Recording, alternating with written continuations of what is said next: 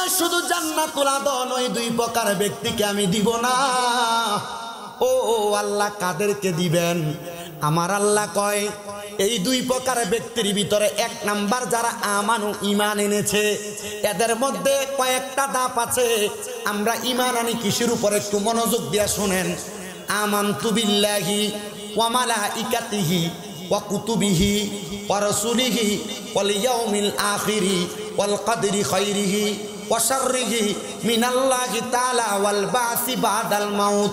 সুবহানাল্লাহ। আস্তে কইছেন সুবহানাল্লাহ, রাসূলে কোন সুবহানাল্লাহ।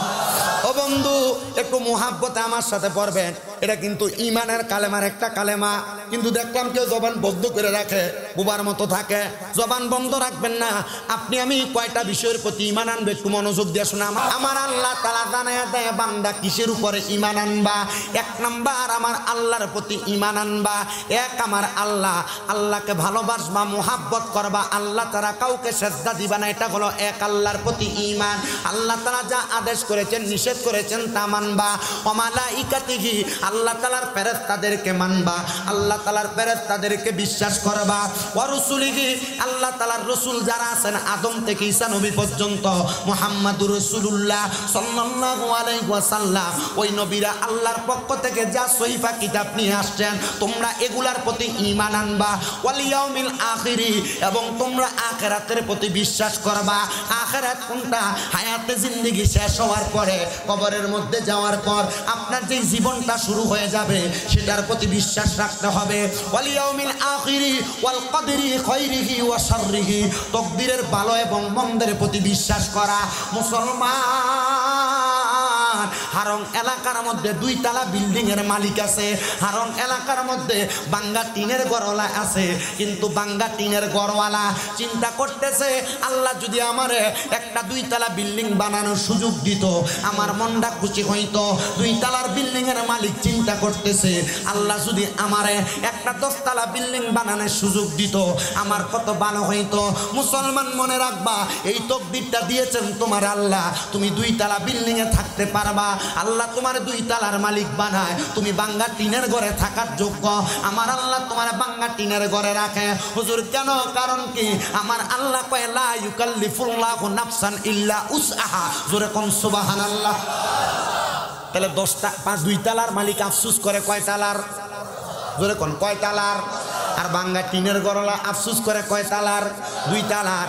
আল্লাহ কয় লা ইউকাল্লিফুল্লাহু নাফসান ইল্লা উসআহা।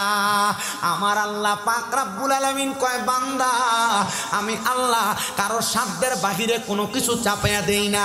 হে বাঙ্গা টিনের ঘরওয়ালারা, হে বাঙ্গা বেড়ার ঘরওয়ালারা, হে এলাকার সম্পদশালীরা, মনে রাখবা তুমি যদি 2 তালার মালিক হওয়ার জন্য স্বপ্ন দেখো আমার আল্লাহ এমনি তোমার 2 তালার মালিক বানাবে না। তুমি বাঙ্গা টিনের ঘরে থাকার যোগ্য, আমার আল্লাহ তোমার বাঙ্গা টিনের ঘরের মধ্যে রাখে। তুমি 2 তালায় থাকার যোগ্য, আমার আল্লাহ তোমার 2 তালার মধ্যে রাখে। কিন্তু মনে রাখবা আমার আল্লাহ তাআলা তোমার এই ভাগ্যটারে পরিবর্তন করে দিবে একটা মাধ্যমে। হাদিস শরীফের মধ্যে আমার নবী বলে আত-তাকদীরু লা ইয়ারুদ্দু, এই তাকদীর কোনোদিন পরিবর্তন হয় না, এই ভাগ্য কোনোদিন পরিবর্তন হয় না। আপনি যে ভাগ্য নিয়ে আসছেন এই ভাগ্য কোনোদিন পরিবর্তন হয় না। কিন্তু নবীজি আরেকটা হাদিসে মুবারাকার মাধ্যমে বলতেছে মানুষের তাকদীর একদিন পরিবর্তন হয়ে যায়, মানুষের তাকদীর একদিন পরিবর্তন হয়ে যায়। নবী গো কখন পরিবর্তন হয়ে যায়? লাইলাতুল বরাতের রাতে আল্লাহর বান্দাদেরকে আমার আল্লাহ তাআলা আসমানের প্রথম ধাপের মধ্যে আইসা ডাকতে থাকে, রে বান্দা এই বরাতের রাতে এবং কদরের রাতে তোমাদের ভাগ্যটাকে নির্ধারণ করা হয়, আসুনি কেউ আমার কাছে চাইবা, আমি আল্লাহ তাআলা তোমাদেরকে সব দান করব। আল্লাহ কয় বান্দা যদি তুমি আমি আল্লাহর কাছে চাওয়ার মতো চাইতে পারো গো, আমি আল্লাহ তাআলা তোমাকে দান করব, তোমাকে দিব। আল্লাহ কেমনে দিবেন? ভাগ্য তো কোনোদিন পরিবর্তন হয় না। আল্লাহ কয় বান্দা এ নবীর উম্মতের দলেরা, নবীর হাদিসের দিকে তোমরা তাকাও, দেখবা তোমার ভাগ্য পরিবর্তন হয়ে যাবে। কেমনে পরিবর্তন হবে? কেমনে পরিবর্তন হবে? আমার নবী কয় ইল্লা বিদুআ, দোয়ার মাধ্যমে ভাগ্য পরিবর্তন হয়ে যাবে। জোরে কোন মুহাব্বতে কোন।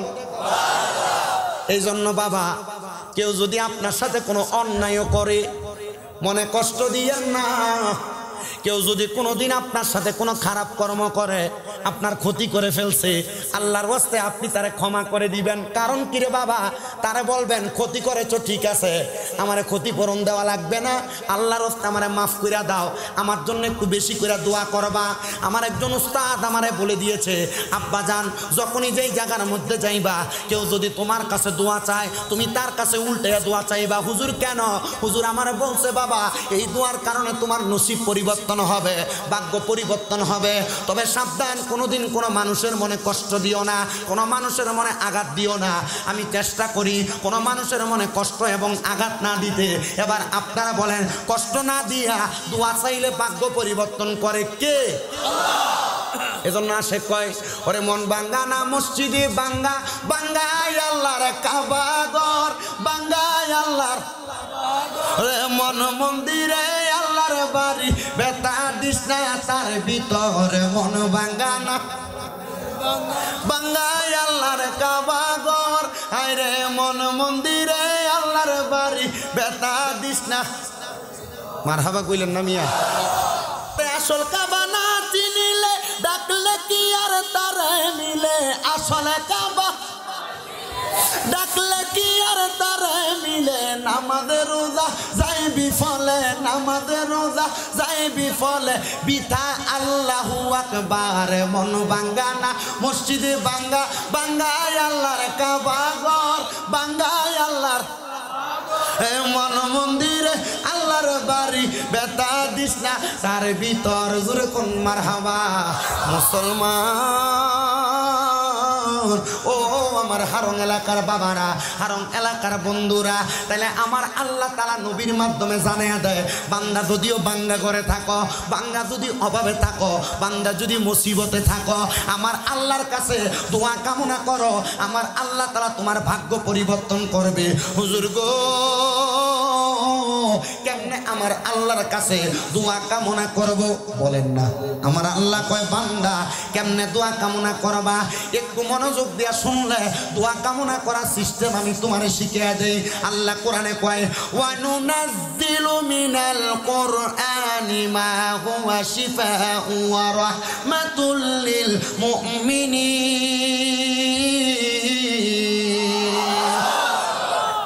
আল্লাহ কয়, আমি অবতীর্ণ করেছি কোরআন, মা হুয়া শিফাউ, রোগের শিফা হিসেবে। মারহাবা কন্যা। ওয়া রাহমাতুল লিল মুমিনিন, মুমিনদের জন্য। আল্লাহ কোরআনে না আপনি শিফা হিসেবে প্রেরণ করলেন, তো ভাগ্য কেমনে পরিবর্তন হইব? মারহাবা কোন। আমি আজকের জুমায় হযরতে আব্দুল্লাহ ইবনে আব্বাস রাদিয়াল্লাহু তাআলা আনহু, হযরতে আবু হুরায়রা রাদিয়াল্লাহু তাআলা আনহু, হযরতে জাবির ইবনে সামুরা রাদিয়াল্লাহু তাআলা আনহু, কয়জন? তিনজন হাদিস বিশারদের একই বর্ণনায় আমি একটা হাদিস তেলাওয়াত করছি। আমার নবী বলতেছে, দুনিয়ার জমিনের মধ্যে কোন আল্লাহর বান্দা যদি আল্লাহ তাআলার কোরআনুল কারীম তেলাওয়াত করে, এই বান্দার মধ্যে দুই প্রকার বান্দা। কয় প্রকার? এক নাম্বার মুমিন, দুই নাম্বার মুনাফিক। এই মুনাফিক এবং মুমিনের কোরআন তেলাওয়াতের ধরন হইল 60টা। কয়টা? এ আমার হারং এলাকার যুবকেরা, হারং এলাকার মুরব্বী বাবারা, হারং এলাকার পর্দার অন্তরালের মা বোনেরা, মনে রাখবা, শুধু আল্লাহর কোরআন বিনে বিনে পড়লেই কোরআন তেলাওয়াত হয় না। কোরআন তেলাওয়াত করার জন্য জাদাতুম ঈমান, এটার মাধ্যমে আপনার ঈমানটা তাজা হয়। তবে আপনি কোরআন যে তেলাওয়াত করবেন, আপনি দেখবেন আপনার ঈমানটা ঠিক আছে নি, নাকি আপনি মুনাফিক হয়ে গেছেন। কারণ সুদও খায়, মসজিদের ভিতরে বইয়া বইয়া সামনের কাতারে কোরআনও পড়ে এমন মুসল্লি আসেনি। কথা মানে আছে না নাই? আবার আমরা এলাকার মানুষ এটিরে ধরে নিয়ে মসজিদ কমিটির সভাপতি বানায়, সেক্রেটারি বানায়, এলাকার সর্দারির দায়িত্ব দেয়। এই হারঙের সুদকুরেরা, ঘুষখোরেরা, মনোযোগ দিয়ে শোনো, সমাজের ভিতরে লম্বা লম্বা কথা বলো, সমাজের ভিতরে চার দোকানে লম্বা লম্বা কথা বলো, এমন মুনাফিকি কইরা, এমন বেঈমানি কইরা, বেআমলের মতো কাজ কইরা, হারাম খাইয়া মুমিন যে দাবি করো, এই মুমিন তো তুমি আসলে নামের মুমিন, কামের মুমিন না। নামাজ পড়বা, রোজা রাখবা, কোরআন পড়বা, আল্লাহর কোরআন পড়তে পড়তে তোমার হৃদয় ঝাঁঝরা করবা, এটা দিয়ে কোনো লাভ হবে না। ও মুসলমান, ও নবীর উম্মতের দলেরা সুদ খায় খায়। বর্তমানে এখন আর এলাকার মধ্যে সুদের ব্যবসা করে না, সুদের ব্যবসাটা ডিজিটাল সুদ হয়ে গেছে। ব্যাংকে এফডিআর করে, ডিপিএস করে, কথা কয় না, এ কথা কয় না, ঠিক কিনা?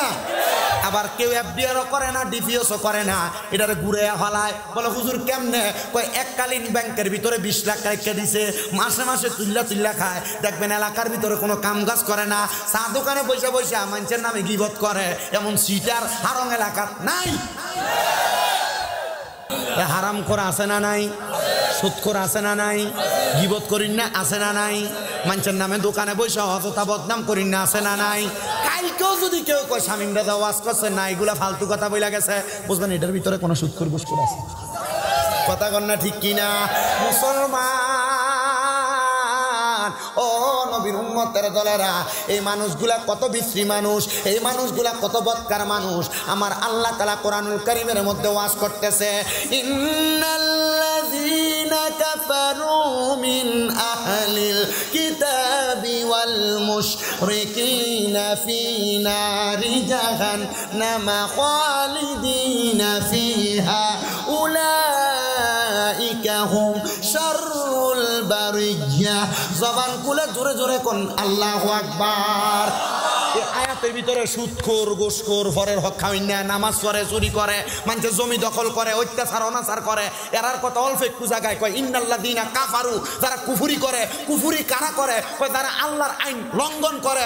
আল্লাহর আইন লঙ্ঘন করে কারা? কয় আল্লাহ কয় সুদ খাওয়া হারাম, এ সুদ খায়। আল্লাহ কয় নামাজ পড়া পরের হক মেরে খাওয়া হারাম, এ হারাম খায়, নামাজও পড়ে। আল্লাহ কয় দুনিয়াতে এতিমের সম্পদ দখল করা হারাম, এতিমের সম্পদ দখল করে। ভাই মারা যাওয়ার পরে বাতিজা জমি দেয় না, মা বাপ মারা যাওয়ার পরে বইনের সম্পদ বুঝে দেন 1 লাখ দিয়ে শেষ। কথা কয় না, ঠিক কিনা? আল্লাহ বুঝার তৌফিক দান করুন, জোরে বলেন আমিন। আর মহাব্বতে কোন আমিন। আমার মুসলমানেরা, তো যে আয়াতের কথা বলতেছিলাম, আল্লাহ তাআলা মুমিনদের ব্যাপারে বলছে ওয়াল কদরি খায়রিহি ওয়া শাররিহি, তাকদীরের ভালো এবং মন্দ। সুবহানাল্লাহ, তাকদীরের ভালো এবং মন্দ। হারং এলাকায় 300 টাকা দৈনিক রোজে কাম করে আসেনি লোক, আবার 3000 টাকা দৈনিক 1 ঘন্টাতে কামাই করে আসেনি লোক। মুসলমান ও নবীর উম্মতের দলেরা, হাজার হাজার টাকা কামাই করিন না বেডা, আর 300 টাকা কামাই করিন না বেডা। কোনোদিন আফসোস করবা না, শুধু কইবা আলহামদুলিল্লাহ। জোরে কোন আলহামদুলিল্লাহ, জোরে কোন আলহামদুলিল্লাহ।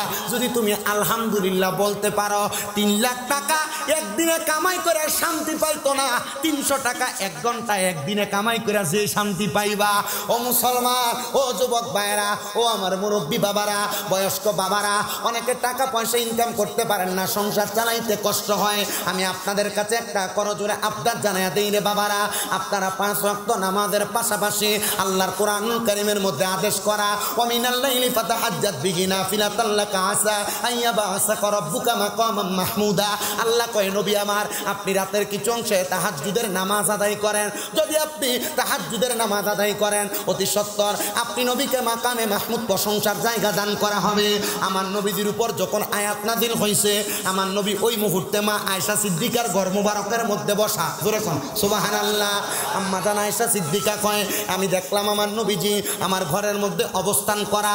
তাকায় দেখলাম রে, আমার নবীজি আমার ঘরের মধ্যে নাই। আমি দেখলাম ডাইনে, আমি দেখলাম বামে, দেখলাম আমার খাটিয়ার পেছনের অংশে আমার রাহমাতুল-লিল আলামিন নবী দাঁড়ায় আছে। রাহমাতুল-লিল আলামিন নবী রাহমাতুল-লিল আলামিন নবী আমার দাঁড়ায় আছে। আমি দেখলাম আমার নবী দাঁড়ানো, অতঃপর দেখলাম রুকু করতেছেন, অতঃপর দেখলাম সেজদা করতেছে। এ আমার হারঙের মুসলমান, আমার নবী কেমন উম্মতের দরদি নবী, আমার নবী কেমন উম্মতকে বাঁচানেওয়ালা নবী, আমার নবী কেমন নবী, একটু মনোযোগ দেওয়া শুনবেন বাবারা। আম্মা জান আয়েশা সিদ্দিকা বলে, আমার নবীকে ওই দিন রাত্রবেলা যত কষ্ট করে দাঁড়ায় দাঁড়ায় নামাজ পড়তে দেখছি, এমন কষ্ট করে আমার নবীকে আর কোনোদিন আমি নামাজ পড়তে দেখি নাই। আমি দেখলাম আমার নবী এশারের নামাজ শেষ করে আমার ঘরে আমার পাশে আসার পরে নবী আমার নামাজের মধ্যে দাঁড়াইলেন। দাঁড়ানোর পরে আমার নবীজি নামাজ ততক্ষণ শেষ করলেন না যতক্ষণ সুবহে সাদেক না হয়। সুবহে সাদেক মানে ফজরের আগের সময়টা। আমার নবীজি নামাজ শেষ করলেন না, আমার নবী দাঁড়ায় রইলেন। আমার নবী সুবহে সাদেকের পূর্ব মুহূর্তে সালাম শেষ করলেন। কিন্তু ওই দিনের রুকুটা একটু লম্বা ছিল, ওই দিনের সেজদাটা লম্বা ছিল। আমরা রুকুতে 3 বার সুবহান রাব্বিয়াল আলা পড়ি। সুবহান রাব্বিয়াল আলা নি পড়ি। আপনারা যে কি একটা মনোযোগ লয়ে বসেন। আমরা রুকুতে সুবহান রাব্বিয়াল আযীম, সেজদার মধ্যে সুবহান রাব্বিয়াল 3 বার 5 বার 7 বার পড়েননি পড়ি বাবা। আম্মা জান আয়েশা সিদ্দিকা কয় জগতের মানুষ আমার নবী ওই দিন 3 বার পড়লেন নাকি 5 বার পড়লেন নাকলেন আমি বুঝতে পারলাম না। ওই দিনের রুকুটা ওই দিনের সেজদাটা অনেক লম্বা ছিল। আমি আমার নূরের নবী রাহমাতুল লিল আলামিন নবীকে নামাজ শেষ করার পরে জিজ্ঞাসা করলাম, ইয়া রাসূলুল্লাহ, ইয়া হাবিবাল্লাহ নবী গো, আপনি এত লম্বা নামাজ কেন পড়লেন? এত লম্বা নামাজ তো আপনাকে কোনোদিন পড়তে দেখি নাই। আমার নবী যে আম্মা জান আয়েশা সিদ্দিকার দিকে ডান দিকে চেহারা মুবারক ঘুরায়া আম্মা জান আয়েশা সিদ্দিকার দিকে তাকাইলেন। আম্মা জান আয়েশা সিদ্দিকা কয়, আমি আমার নবীজির চেহারা মুবারক দেখে আমি কান্না করে দিলাম। ইয়া রাসূলুল্লাহ, আপনার চোখ মুবারকগুলা বড় বড় হয়ে আছে, আপনার চোখ মুবারকগুলা লাল লাল হয়ে আছে, আপনি নবীজির চোখ মুবারক দিয়া বায়া বায়া পানি পড়তাছে। ওগো নবী, ওগো নূরের নবী রাহমাতুল লিল আলামিন নবীজি, আপনি কেন কান্না করেন? আমার নবী কয়, আয়েশা, আমার আল্লাহ তাআলা একটু আগে আমি নবীর উপর একটা আয়াত নাযিল করছে। আয়াতটা হইল ওয়ামিনাল লাইলি ফাতাহাজ্জাত বিহি নাফিলাতাল লাকা আসা আইয়াবাসাকা রাব্বুকা মাকামাম মাহমুদা। এ আয়েশা, আমার আল্লাহ এই আয়াত যখন নাযিল করছে, আমার আল্লাহ বলছে আমি নবী যদি তাহাজ্জুদের নামাজ পড়ি, আমি নবী যদি তাহাজ্জুদের নামাজ পড়ি, আমারে মাকামে মাহমুদ প্রশংসার জায়গা দান করব কিয়ামতের ময়দানে, হাসরের ময়দানে। এ আয়েশা, আমি নবী একদিন দুনিয়াতে থাকবো না, আমি নবী রওজা মুবারকের মধ্যে চলে যাব। আমার উম্মত আমি নবীরে এত ভালোবাসবে, আমি নবীর করা আমলটা আমার উম্মত করবে। রাত্রবেলা ফজর আগে উইটা কষ্ট কইরা তাহাজ্জুদের নামাজ আদায় করবে। আয়েশা রে, ও আমার আয়েশা, আমি আমার আল্লাহর কাছে সলাতুল ইস্তেখারার নামাজ, ইস্তেসকার নামাজ পড়া দোয়া করলাম, আমার আল্লাহ যেন আমার উম্মতে তাহাজ্জুদের নামাজ পড়লে কোনো না কোনো কিছু একটা দেয়। আয়েশা কই, ইয়া রাসূলুল্লাহ, আমার আল্লাহ আপনার উম্মতের জন্য কোনো ফয়সালা দিছেনি? আমার নবী কয়, আয়েশা, আমি নবীরে আল্লাহ একটা উপাধি দিছে, মুস্তাজাবাতুদ দাওয়াত, মুস্তাজাবাতুদ দাওয়াত, মুস্তাজাবাতুদ দাওয়াত। উলামায়ে কেরাম, মুফতাইনে কেরাম, হক্কানি রাব্বানি মুহাদ্দিসদেরকে জিজ্ঞাসা করবেন মুস্তাজাবাতুদ দাওয়াতের মানে কি? মুস্তাজাবাতুদ দাওয়াতের মানে হইল যে কোনো সময় যে কোনো দোয়া করলে আল্লাহ তাআলা দোয়াটা কবুল করে, তাকে বলা হয় মুস্তাজাবাতুদ দাওয়াত। এ আয়েশা, আমার আল্লাহ তাআলা আমি নবীরে মুস্তাজাবাতুদ দাওয়াত বানাইছে। আমি নবী কোনো দোয়ার জন্য হাত বাড়াইলে আমার আল্লাহ তাআলা আমি নবীরে ফিরত দেয়।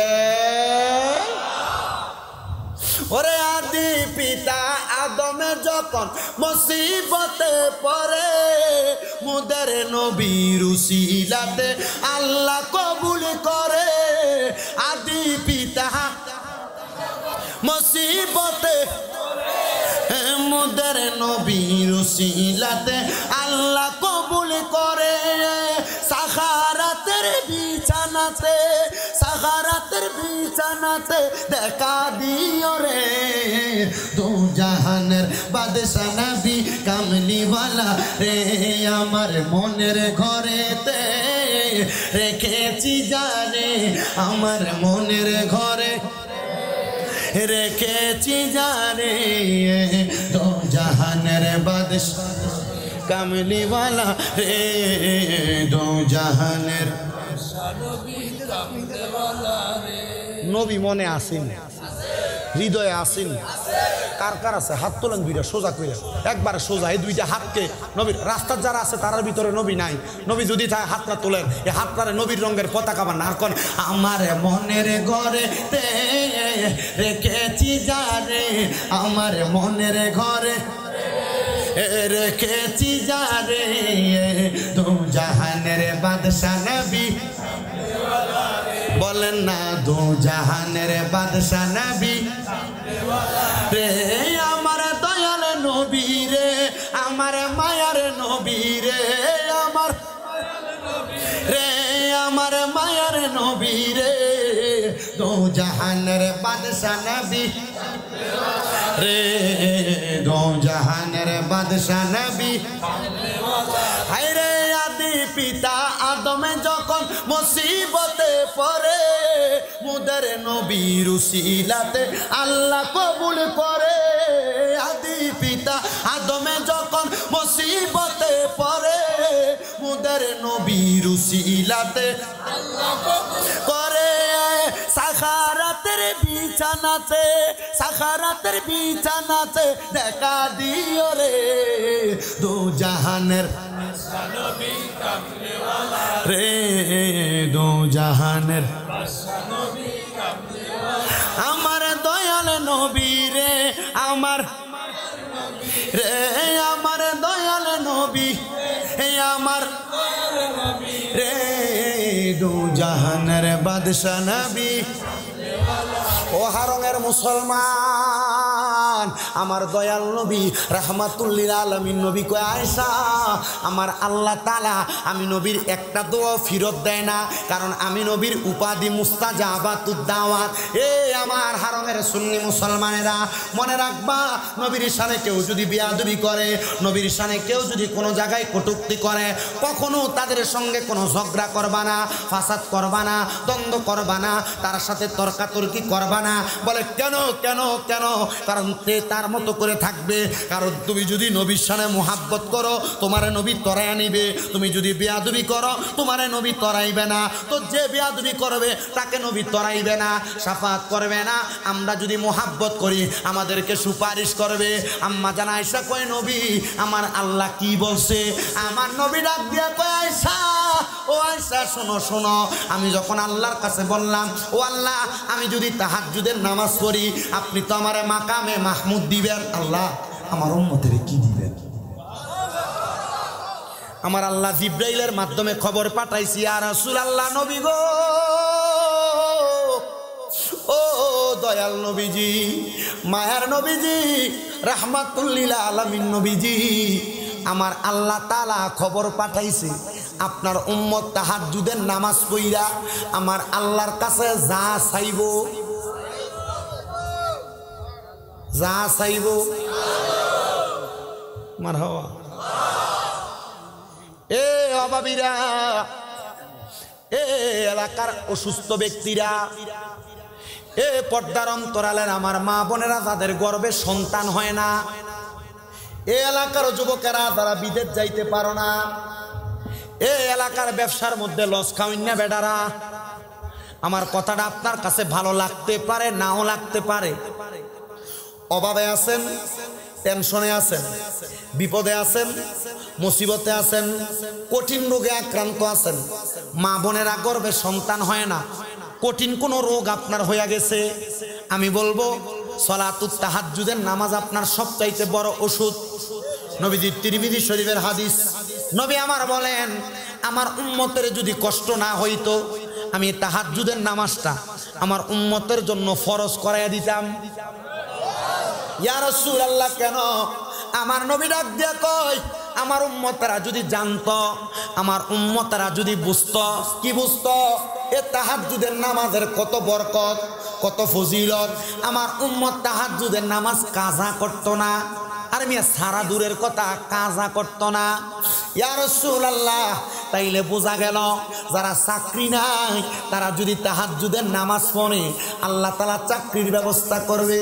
ইয়া রাসূলুল্লাহ, যাদের গর্ভে সন্তান হয় না তারা যদি তাহাজ্জুদের নামাজ পড়ে আল্লাহ তাআলা তাদের গর্ভের মধ্যে সন্তান দিবে।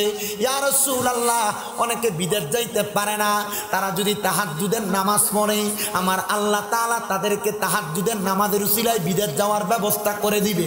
ইয়া রাসূলুল্লাহ, অনেক ঘর থেকে বালা মুসিবত ছাড়ে না, রোগ ছাড়ে না, জ্বর ছাড়ে না, ক্যান্সার আলসার ছাড়ে না, গ্যাস্ট্রিক ছাড়ে না, ডায়াবেটিস ছাড়ে না। আল্লাহর নবী কয় তাহাজ্জুদের নামাজ হইল মহা ওষুধ। ইয়া রাসূলুল্লাহ, তাইলে তাহাজ্জুদের নামাজ পড়লে এত সমস্যার সমাধান হয়ে যায়। নবী গো, তাহলে আপনি দয়াল নবী রহমাতুল লিল আলামিন নবীর আনয়নকৃত তাহাজ্জুদের নামাজ যদি আমরা পড়ি আমাদের লাভগুলা এগুলা হবে। এ মুসলমানেরা, এ পর্দার অন্তরালের মা বোনেরা, আমি আপনাদেরকে একটা স্বাভাবিক ছোট্ট ঘটনা ওয়াকিয়া শোনায়া দেই, শোনাইলে আপনারা মনোযোগের সাথে বুঝতে পারবেন। আল্লাহ তাআলার একজন হক্কানি রব্বানি বন্ধু, যার নাম হযরতে আবুল খায়ের রহমতুল্লাহ আলাইহি, নামটা মনে রাখবেন, আবুল খায়ের রহমতুল্লাহ আলাইহি। হারং এলাকার মধ্যে আবুল খায়ের আছে, কিন্তু এই আবুল খায়ের আর ওই আবুল খায়ের এক আবুল খায়ের না। উনি বলেন, আমি দুনিয়ার জমিনের মধ্যে কান্না করতাম, আমার দুনিয়াতে চলতে বড় কষ্ট হইতো, কিন্তু আমি আল্লাহ পাক রাব্বুল আলামিনের কাছে দোয়া করতে লাগলাম, আল্লাহ আমি দুনিয়াতে হালাল খায়া বাঁচতে চাই। কোন হারাম খায়া না হালাল খায়া? জোরে কোন হালাল খায়া না হারাম খায়া? এ মুসলমানের দল, এ বয়স্ক বাবাজিরা, পর্দার অন্তরালের মা বোনেরা, হযরত আবুল খায়ের রহমতুল্লাহ আলাইহি বলে, আমি চিন্তা করতে লাগলাম, আল্লাহ যার ঘরের মধ্যে খাবার খাই, যার ঘরের মধ্যে আমি আহার করি, আমার খাবারগুলা কবুল হয় কি হয় না এটা আমার জানতে বড় ইচ্ছা হয়। হযরত আবুল খায়ের রহমতুল্লাহ আলাইহি বলে, এবার আমি সব রোগের চিকিৎসা তাহাজ্জুদের নামাজ পড়ার নিয়ত করলাম। আমি ফজরের নামাজের পূর্ববর্তী সময় 2 রাকাত নামাজের নিয়ত করলাম, সানা পড়লাম, সূরা ফাতিহা পড়লাম, সাথে একটা সূরা মিলাইলাম, রুকু সিজদা করলাম, আবার সূরা ফাতিহা পড়লাম, এবার 3বার সূরা ইখলাস পড়লাম, এমন করে 2 করে 4 রাকাত, 3 4 12 রাকাত তাহাজ্জুদের নামাজ পড়লাম। নামাজ পড়তে পড়তে আল্লাহর কাছে মুরাকাবা করলাম। মুরাকাবা কত দরবারের পীর মাশায়েখের মুরিদারা এখানে আসছেন, নাদিম হুজুরের মুরিদ আছে, রাজাপুরের মুরিদ আছেন না আপনারা, অলিতরার মুরিদ আছেন না আপনারা, আবার আপনারা এখানে রেজবিয়া দরবারের, গৌসে মাইজবান্ডার দরবারের, বিভিন্ন আল্লাহর ওলির দরবারের বায়াতরা আছেন, শাহপুরের মুরিদরা আছেন। মনোযোগ দিবেন আমার মুরিদ ভাইরা, আমার তরিকতের ভাই বাবারা। আমি আমার কাছে সব তরিকতের ভাইদেরকে একরকম মনে করি, আকীদার ব্যাপারে একরকম মনে করি। যদি তরিকতের লাইনটা আপনার সোজা মদিনাওয়ালা পর্যন্ত হয়, এবার আপনারা শুনবেন বয়ানের মধ্যে মুরাকাবা একটা শব্দ ব্যবহার হয়েছে। মুরাকাবা কাহাকে বলে? কত মানুষ তো মুরিদ হইলেন, মুরাকাবা তো কখনো কোনোদিন করেন নাই। সর্বনিম্ন 3 মাস হালাল খাবার খাইয়া, হারাম না হালাল খাবার খাইয়া, রাত্রর গভীর বেলায় 2 রাকাত নফল নামাজ পড়িয়া, আপনার ডান হাতটারে আপনার ডান গালের সাথে লাগাইয়া, পাটারে মিমের মতো বাঁকা কইরা, আপনি চক্ষু বন্ধ কইরা একবার সূরা ফাতিহা আউযু বিল্লাহ বিসমিল্লাহর সাথে 3বার সূরা ইখলাস পড়িরা, ইস্তেগফার পড়িরা, আল্লাহর হাবিবের প্রতি দুরূদ শরীফ পড়বেন, চক্ষু বন্ধ করবেন, মুরাকাবার নিয়ত করবেন। মুরাকাবার ভিতরে আপনি যেই কোনো একটা নিয়ত আনবেন, অথবা নবীকে দেখতে চাই, অথবা আমার ভবিষ্যৎ দেখতে চাই, অথবা আমার সন্তানের ব্যাপারে জানতে চাই, দেখবেন আমার আল্লাহ তাআলা মুরাকাবার মাধ্যমে আপনাকে সব খবর জানায়া দেয়। হযরত আবুল খায়ের, বুঝতেছেন ওয়াজ? মুরাকাবা কেমনে করে বুঝছেন? আমার মুসলমানেরা, ইমানদার ভাই বাবারা, গভীর মনোযোগ দিয়ে বয়ানটা শ্রবণ করার চেষ্টা করবেন। আবুল খায়ের রহমতুল্লাহ আলাইহি বলে, আমি আবার মুরাকাবা করতে লাগলাম। মুরাকাবা যখন করলাম, আমি দেখলাম আমার আল্লাহর পক্ষ থেকে সাদা নুরানি পোশাকওয়ালা একজন ব্যক্তি হাজির হয়ে গেছে। আমার বলতেছে, আবুল খায়ের, এ আল্লাহর বান্দা, আজকে কতদিন পর্যন্ত ইবাদত করতেছো, কিন্তু তোমার নামাজ রোজা হজ যাকাতের যত ইবাদত কিছুই তো কবুল হয় না। হযরত আবুল খায়ের রাহমাতুল্লাহ আলাইহি বলে, আমি যখন সপ্তাহের মধ্যে দেখলাম আজকে 3-4 মাস আমার কোনো ইবাদতই কবুল হয় না। মাথা খারাপ হওয়ার কথা না? আপনি ব্যাংকে টাকা জমা দিতেছেন, ব্যাংকে টাকা জমা দিতেছেন, ধরেন আপনি 3-4 বার জমা দিলেন, ব্যাংকে টাকা জমা দিলে কিন্তু মোবাইলে মেসেজ আসে না? কি রে, মোবাইলে মেসেজ আসলো না? ব্যাংকে যে কইলেন, ভাই আমি তো টাকা জমা দিলাম কিন্তু কোনো মেসেজ আসলো না, টাকা কি জমা হয়েছে? যদি বেটা কয় না জমা হয় নাই, মাথা কি ঠিক আছে? ঠিক আছে? আবুল খায়ের রহমতুল্লাহ আলাই বলে আমারে খবর দিতেছে, আবুল খায়ের তোমার নামাজ কবুল হয় না, রোজা কবুল হয় না, দান সৎকার কিছুই কবুল হয় না। হে আগন্তক, আপনার কাছে আমি জানতে চাই কারণ কি? কারণ এমন আপনারা অনেকে চিন্তা করে দেখবেন, আরে আমার নামাজ দি কবুল হয় না। আমরা অনেকে চিন্তা করে দেখবেন আপনার রোজা দি কবুল হয় না, আপনি এত ইবাদত করেন মনে দি শান্তি লাগে না। আবুল খায়ের রে বলতেছে তোমার কাজ কি? আবুল খায়ের ডাক দিয়া কয় আমার কাজ হইল রোম এলাকা, স্পেন এলাকার মসজিদের মধ্যে নামাজ আদায় করানো, মানে ইমাম সাহেব। নাম কি? আমরা হুজুররা ডেঞ্জারাস একটা জায়গার ভিতরে বইয়ে রয়েছি। মুসলমানের দলেরা আমরা হুজুররা কেমন ফাড়া বাসে আটকা, মনোযোগ দিয়ে একটু শুনবেন। শুধু হুজুররা না, যে কেউ দাওয়াত দিলে যে দুরুম করে তার দাওয়াতে যায় প্লেটলে আমরা বইয়ালাই। সাবধান, যাত্রার ঘরে খানা খাইতে সাবধান। বলে হুজুর আমি টিহা দিয়া খাই, কাম হবে না যদি তার খাবারটা হারাম হয়। আপনারা কোন শুকুরের গোস্ত খাওয়া হালাল না হারাম? সুদের টাকা, গোশের টাকা, পরের হকের টাকা মাইরা দিয়া গরুর গোস্ত কিনা খাইলে এটাও হারাম, খাসির গোস্ত কিনা খাইলে এটাও হারাম, মুরগার গোস্ত কিনা খাইলে এটাও হারাম। আবুল খায়ের কয় এ আগন্তক, আমার ইবাদত কবুল হয় না কেন? কারণটা বলো। কয় তুমি যে মানুষের ঘরে খাবার খাও, তোমার এই খাবারের ভিতরে হারাম মিশ্রিত। তোমার ইবাদত কবুল হওয়ার প্রধান শর্ত হইল কি? বলে হালাল খাবার খাওয়া। তুমি খাওনি, বলে আমারে তারা খাওয়ায়, আমি এটা গ্রহণ করি, কিন্তু কবুল হয় কিনা জানি না, এই জন্যই তো মুরাকাবা করলাম। আবুল খায়ের, ও আবুল খায়ের, তাহলে এখন থেকে খাইবা না ছাড়বা? আল্লাহর ওয়াস্তে মাফ চাই, এত কষ্ট করে ইবাদত করি, আমার ইবাদত কবুল হবে কি হবে না এটার গ্যারান্টি আমি দিতে পারবো না। তাহলে আমি কেন মানুষের খানা খাইতাম? উনি কয় মানুষের খানা খাওয়া বন্ধ। একটানা 3 দিন পর্যন্ত ক্ষুধার্ত, পেটে কোনো খানা নাই। দেখলাম আসমান থেকে বৃষ্টি হইতাছে, আল্লাহ একটু খানার ব্যবস্থা। আমি আবুল খায়ের কোনো বাড়ি নাই, গাড়ি নাই, সম্পদ নাই, কিছুই নাই। আমার একটা সম্পদ, আমার মা জননী দুনিয়া থেকে ইন্তেকাল করার আগে আমার একটা নামাজের মুসল্লা যায় নামাজ দিয়া গেছে। কি দিয়া গেছে? নামাজের মুসল্লা যায় নামাজ দিয়া গেছে। এই যায় নামাজটা আমি বৃষ্টির পানির মধ্যে ধুইলাম, ধোয়ার পরে যায় নামাজের মধ্যে আমি পানি নিতে লাগলাম, পানি নিয়ে জমায়া রাখলাম। 3 দিনের পরে 2 দিন আমি এই পানি সিপ্পা সিপ্পা খাইছি, কিন্তু 2 দিনের পরে যায় নামাজে আর পানি নাই, সব পানি ঝইরা পড়ে গেছে, আর আমার কাছে কোনো খাওয়ার মতো ব্যবস্থা নাই। আমি যখন পানিটা পান করলাম, করার পরে 5 দিন আর পেটের মধ্যে ক্ষুধার জ্বালা সহ্য করতে পারি না, এত ক্ষুধা। আমি আবার চিন্তা করলাম তাহাজ্জুদের নামাজ পড়ি, ইবাদতে থাকলে আমার আর কষ্টের কথা, ক্ষুধার কথা মনে থাকবে না। আমি ইবাদতরত অবস্থার মধ্যে থাকলাম। এবার তাহাজ্জুদ নামাজ পড়লাম 12 রাকাত, পড়লাম 18 রাকাত, মারহাবা, পড়লাম 20 রাকাত, আর আমার শরীরে কোনো শক্তি নাই। আমি আবার দেখলাম শরীরে যেহেতু শক্তি নাই, আমার দুরূদ শরীফ পড়া লাগবে। আমি আবার বৈশা বৈশা দুরূদ শরীফ পড়তে লাগলাম।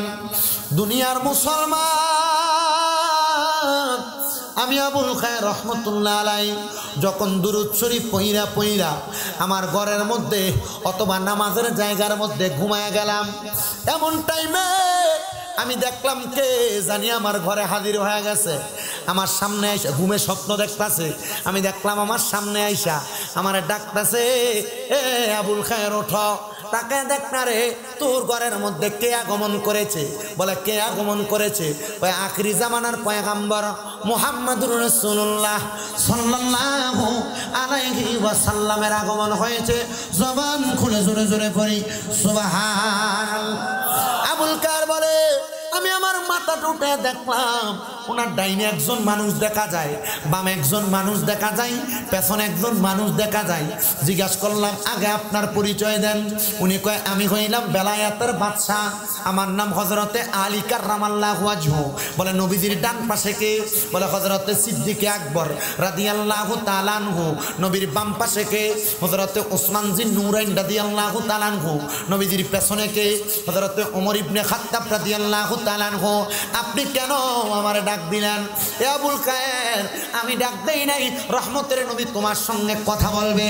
আবুল খায়ের বলেন, আমি আমার স্বপ্নের মধ্যে জিজ্ঞাসা করলাম, ইয়া রাসূলুল্লাহ, ইয়া হাবিবাল্লাহ, নবী গো, আপনি কেন আমার হুজরা মুবারকের মধ্যে? আমার নবী ডাক দিয়ে আবুল খায়ের, আজকে 5 দিন পর্যন্ত ক্ষুধার্ত, কোনো খাবার খাও নাই। তুমি চাইলে যে কোনো মুসল্লির ঘরে খাবার খাইতে পারতা, চাইলে যে কোনো মানুষের কাছে হাত বাড়াইলে খাবার পাইতা, কিন্তু তুমি হালালের কথা চিন্তা কইরা, হারামের কথা চিন্তা কইরা মানুষের ঘরে কোনো খাবার খাও নাই। বৃষ্টির পানি খাইছ, 5 দিন পর্যন্ত বৃষ্টির পানি দিয়া তোমার কাইটা গেছে, আরো 5 দিন তোমার একবারে ক্ষুধার্ত কাটতেছে। তাহাজ্জুদ পড়েছ, এবার দুরূদ শরীফ পড়তে পড়তে ঘুমিয়ে গেলা। আবুল খায়ের রে, আমি নবী রাহমাতুল লিল আলামিন, নবীর কোন পাগল, আমি নবীর প্রতি দুরূদ শরীফ পড়া একা একা ক্ষুধার ব্যথা অন্তরের মধ্যে, পেটের মধ্যে নিয়ে ঘুমাইবো। আমি রহমতের নবীজি এই ব্যথা সহ্য করতে পারবো না।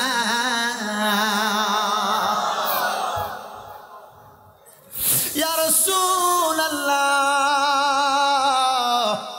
ইয়া হাবিবাল্লাহ, নবী গো, আপনি আমার ঘর মুবারকের মধ্যে, আমার নবীজি বললেন, নেরে আবুল খায়ের, উনি বর্ণনা করতেছেন, আমি আমার আস্তিনের ভিতর থেকে, হুজ্জাতুল্লাহিল মুসলিমিন কিতাবের মধ্যে ঘটনাটা উল্লেখ, আস্তিনের মধ্য থেকে রহমতের নবী আমাকে একটা রুটি মুবারক দিলেন, নবীজির হাত মুবারক তাইকা আমি রুটিটা আমার হাতে নিয়ে আমি খাইতে লাগলাম।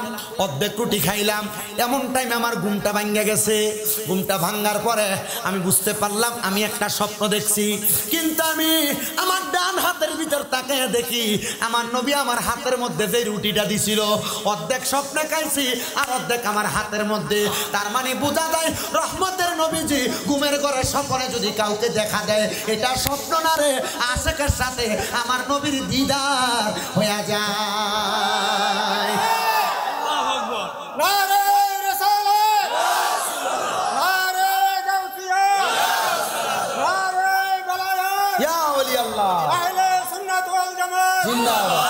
জোরে কন্যা মার হাওয়া। আরে রহমতে আলামে নবী নূরে মুজাসসাম, বলো রহমতে নূরে মুজাসসাম, সাহাবীরা আতর বানাই,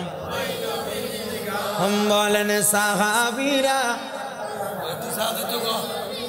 গাম, বলেন রহমতে আলম নবী নূরে মুজাসসাম, বলেন রহমতে আলম নবী নূরে মুজাসসাম, সাহাবীরা আতর বানাই।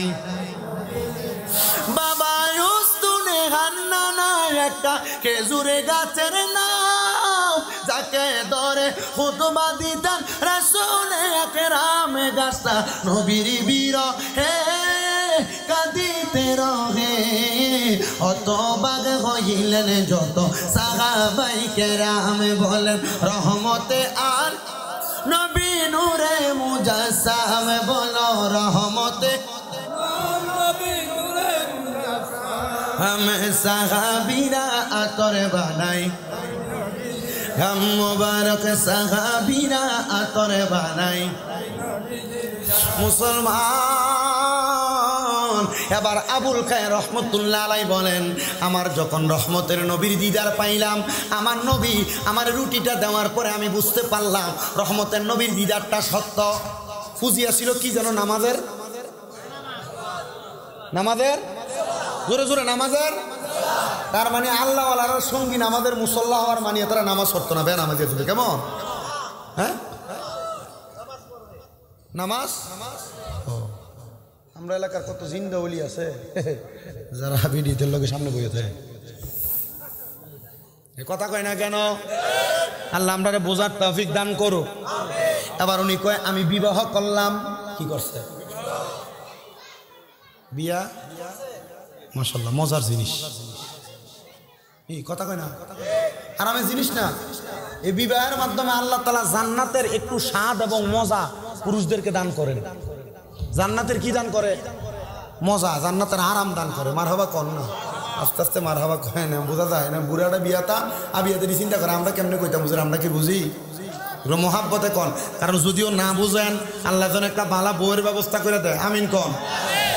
ওই আমিনের আওয়াজ বেশি জোরে কোন আমিন, আর মহাব্বতে কোন আমিন। এ মুসলমান,